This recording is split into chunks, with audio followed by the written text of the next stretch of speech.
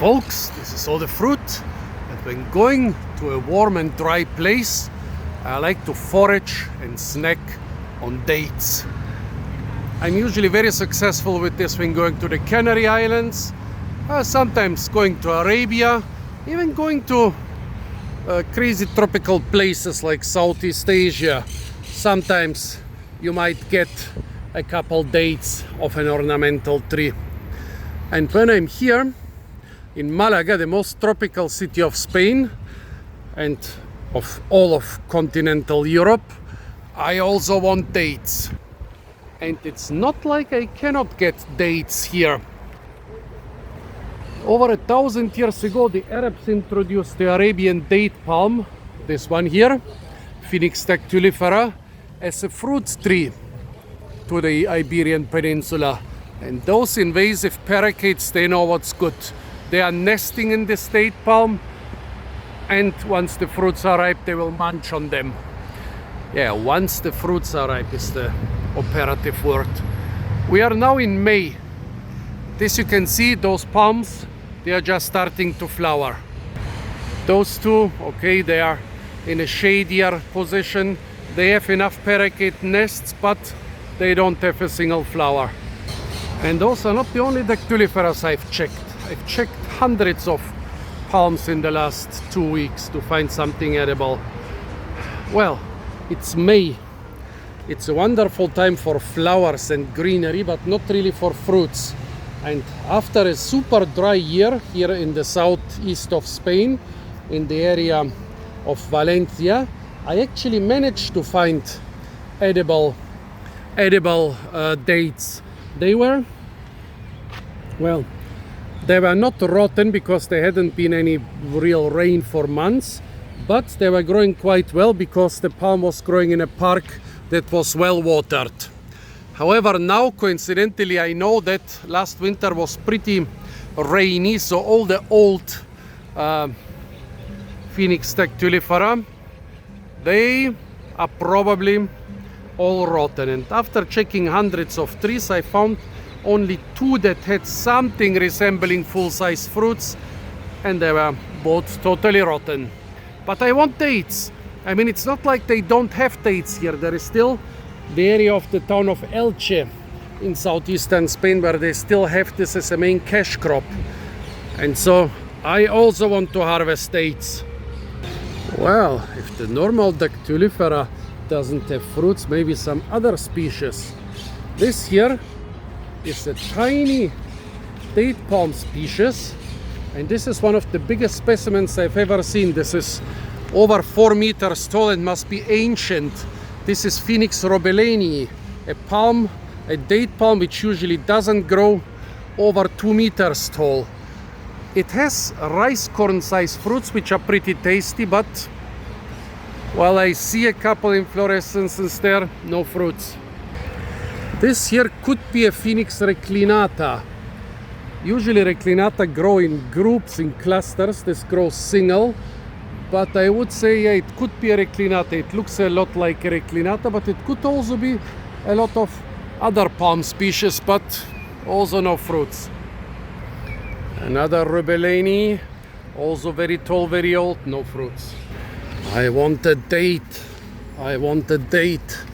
And since the girls want to oblige, I will force the date out of a tree. I warn you. Getting more inventive, checking more and more dating profiles. Phoenix theophrasti, the Cretan date palm.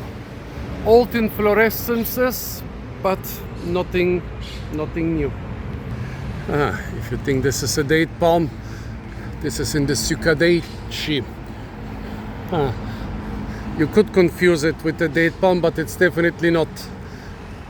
Well, the most important feature of the date palm is replicated here without any close relation. This thing is more related to a pine tree than to a palm tree, but the lowest leaflets are formed into spines or thorns.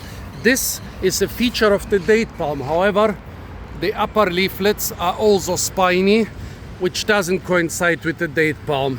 Yeah, The fruits even, well, could be confused with the date palm here. Samieshi. Yeah, stay away from all those so-called palm ferns. Even if you think it's a palm and you want to eat the fruits or hearts of this thing, some of them can even be used as famine food after very stringent preparation, but usually, if you are lucky, you'll end up in the next hospital. If you are not so lucky, you don't need to care about medical bills, except maybe the coroner's bill. Let's see, more date palms. What is this? Could be another reclinata, but it's a bit big for reclinata.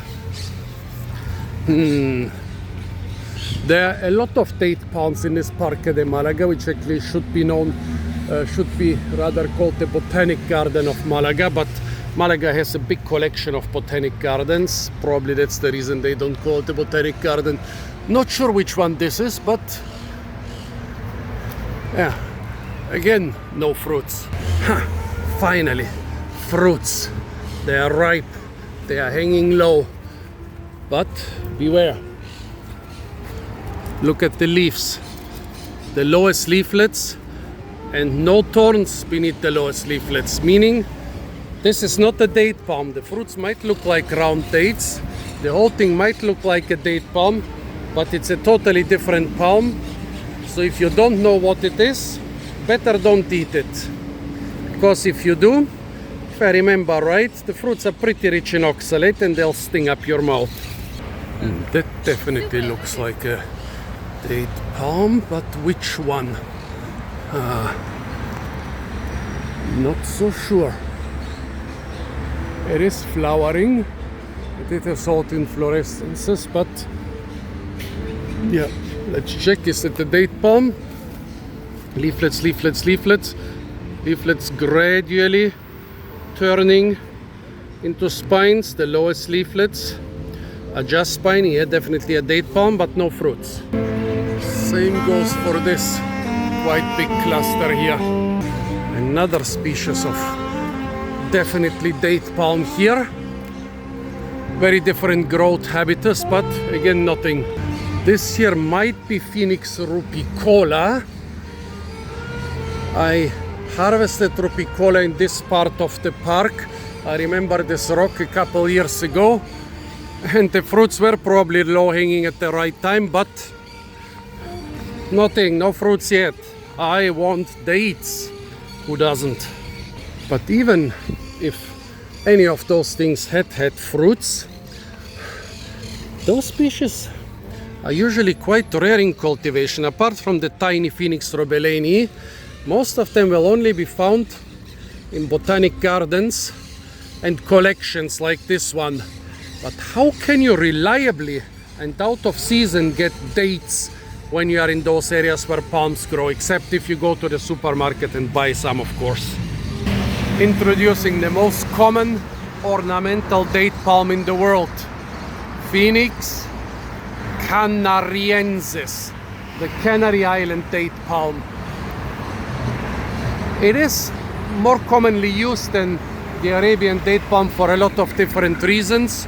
One is people think that it's more stocky growth, looks more beautiful, it has more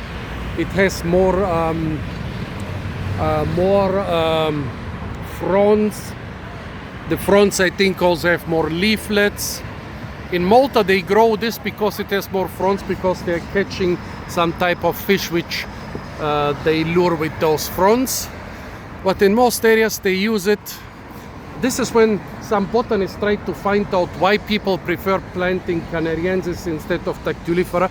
They did the study in Malta and people say, yeah, for fishing, every one of those leaves is important for fishing, and this one has more than dactylifera. But in general, I think the growth habit of this is considered more beautiful.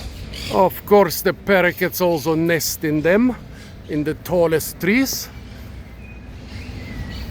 They also seem to be more tolerant to wet conditions. And while officially dactylifera, well, there are a couple dactyliferas looking out of the of the other trees over there, and they even have a lot of inflorescences but nothing fruiting. Well, Dactylifera is officially the frost hardier species. This one seems to do better with moist conditions. Dactylifera is more of a desert plant. Of course, everybody knows date palms grow in the desert. They actually need a lot of water, but also they need rain-free conditions so that the fruits don't rot while ripening. That means they must get their water through watering. So it's not so much a desert species but an oasis species. No rain from above, but water coming out of the ground and being used for watering. But yeah, not so popular as an ornamental, not as popular as this thing. And if you look up there, there are actually a couple fruiting inflorescences up there. And of course the parakeets have been at them first. Look at them. They have dropped a little bit of loot, but most of this loot is totally chewed up already. Now here is one which is just marginally chewed up. Between the thick skin and the huge seed, there's about 1 millimeter of sweet flesh. But I see some with a lot more loot over there. Let's look at this one. It's loaded. While most of them are unripe, there is already quite a bunch of ripe ones. And the pigeon who is too lazy to fly is harvesting them from the ground. Let's not be a pigeon. Let's harvest them from the bench instead. Yeah, a lot of disadvantages between those and the giant medjool date. The medjool will be the size of one of my fingers. This thing is not even 10% of the size of my fingers. However, the skin will be just as thick as a normal date, and the seed will be huge compared to the size of the fruit. Just 1 millimeter of flesh. The flesh is very sweet, but not as sticky sweet as a date, as an Dactylifera date. Yeah, look at the size of the seed. If we remove the skin from this one, let's do it.